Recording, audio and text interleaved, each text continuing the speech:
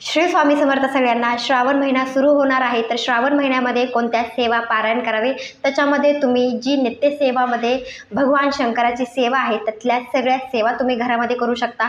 त्याच्यामध्ये शिवमय्यम स्तोत्र तुम्ही एक वेळा घरामध्ये पठण करू शकता.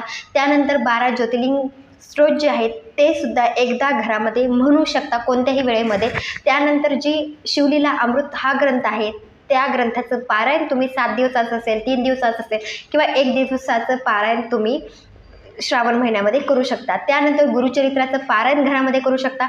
नवनाथ भक्तिसार नवनाथ पारायण सुद्धा तुमच्या घरामध्ये श्रावण महिन्यामध्ये करू शकता.